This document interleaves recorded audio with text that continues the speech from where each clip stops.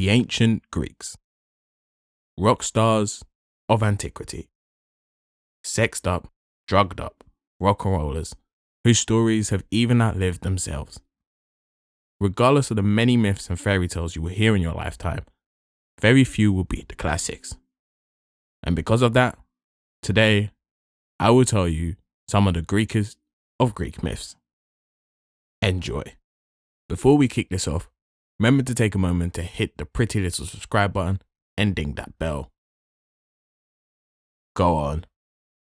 Ding it.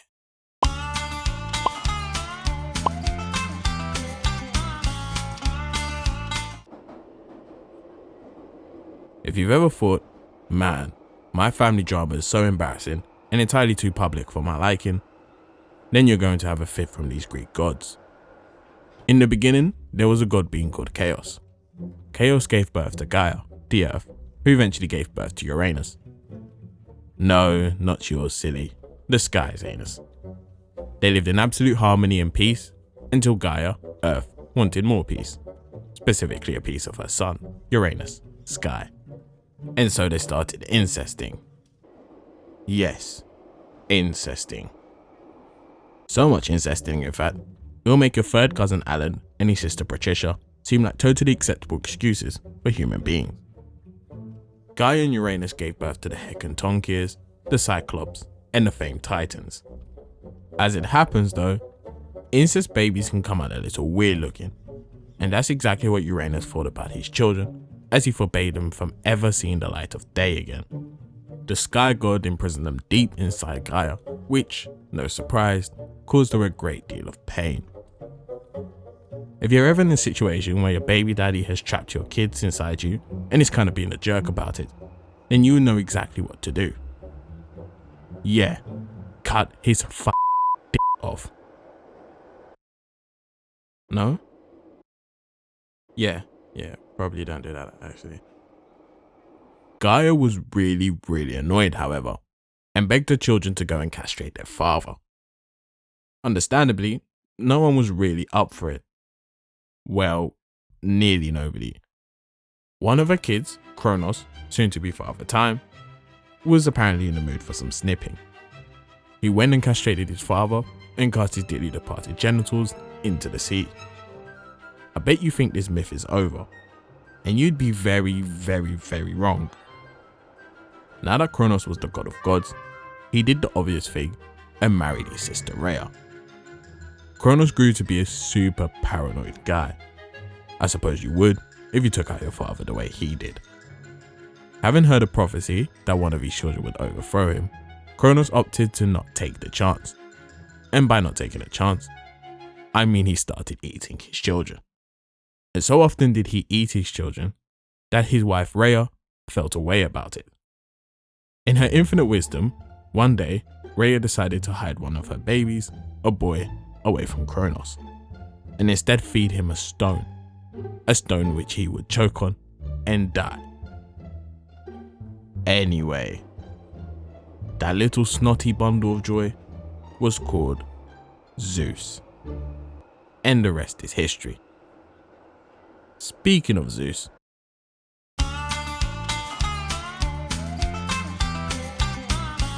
as my mother would say, goodness gracious me, that's a bad egg. Now go and get a job, you smelly butt. Zeus was just, I'm going to throw it out there. Zeus might be the most powerful god, but he's definitely the biggest arsehole, if we're going to sugarcoat it. Besides being a love pest who constantly cheated on his wife and indulged in countless incestuous affairs, Zeus constantly chose trickery and seduction over just getting to know a gal. There was the time with Europa, a Venetian princess, who was playing at the beach with her friends. Zeus caught a glimpse of her and fell in love. He, for some reason beyond me, then decided to disguise himself as a white bull, and Europa, being naive, petted him and climbed on his back.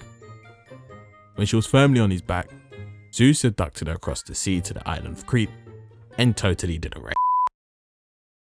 I know the myth uses the word seduced, but come on, dum-dum, read between the lines, will you? And if you're thinking that's a one-off, there's a time when Zeus disguised himself as a swan and seduced Princess Leda. Sorry, seduced. Fun fact, the Princess Leda laid eggs after the whole ordeal, one which hatched into Helen of Troy, the most beautiful woman in the world. You see what happens when eggs and people come together.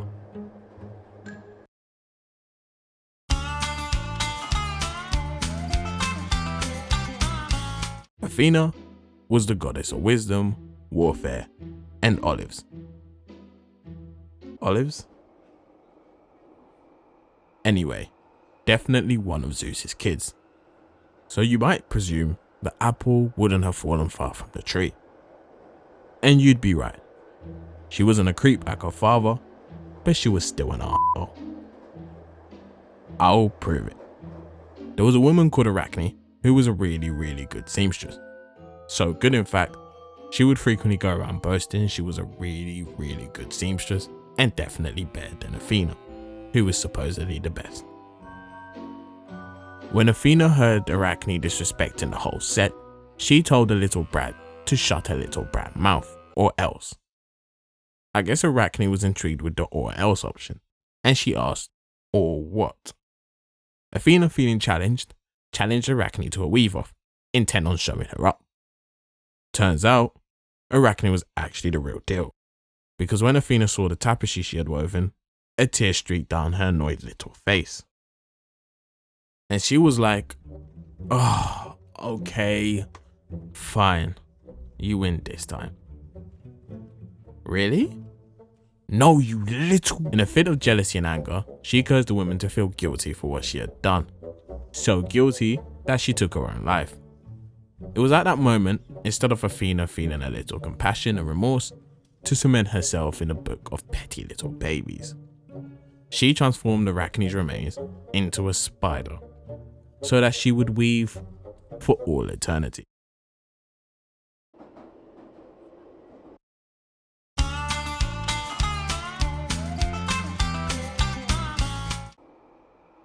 Erysichthon? Okay, give me a second to learn Greek. Erysichthon. Αυτό είναι σύντομο. Sorry. This one's a short one.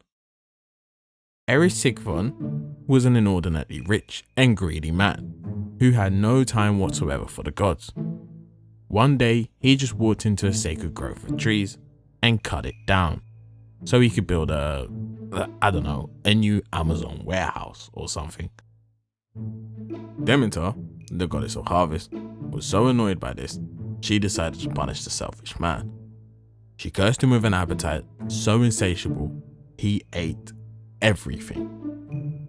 Erysichthon ate all the food he had, all the food he could buy, and all the food he could sponge off his friends. He quickly exhausted all his wealth and good favor, and was so desperate he tried to sell his own daughter for food. When he hit rock bottom, home alone, starving, he decided to eat his own body. And Erysichthon was so hungry, he ate himself to death. Yeah.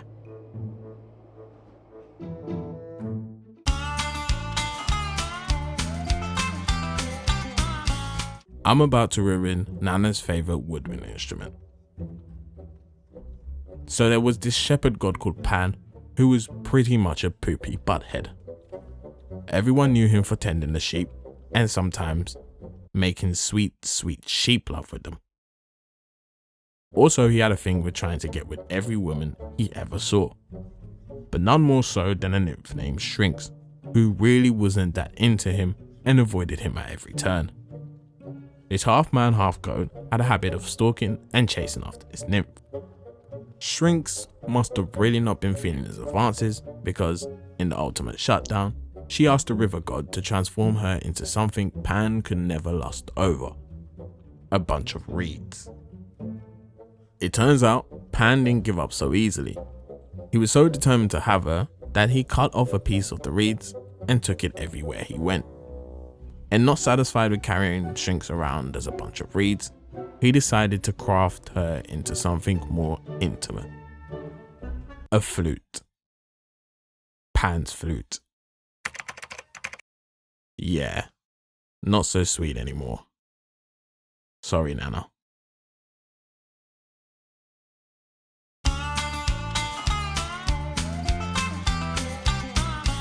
These are Don't Mess with the Godsmiths.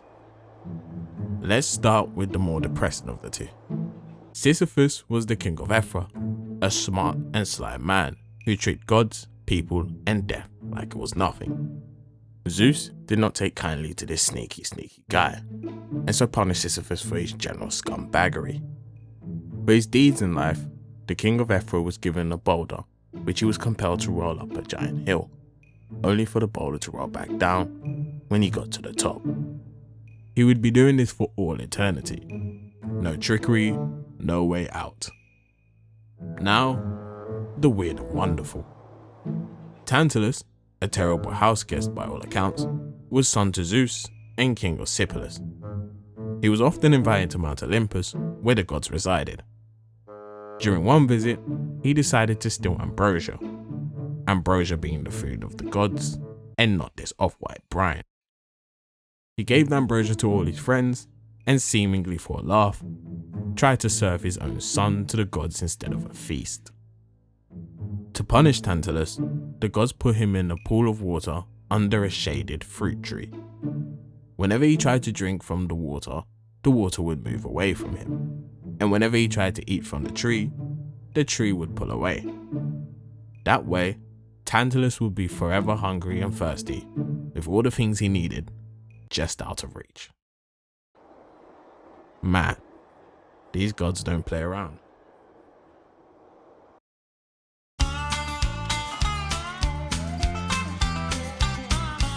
You can gauge a lot about a people from their stories, their culture, their beliefs, their societies. The ancient Greeks had a certain touch to their myths, from badly behaved gods to creepy goat men. Hopefully, you heard one or two you didn't know before. Hey, it's me, Drop. Thanks for tuning in. If you like this type of content, subscribe and press that bell button. If you just like watching videos made by an egg with too much time on his hands, like and comment down below. Until next time, Drop.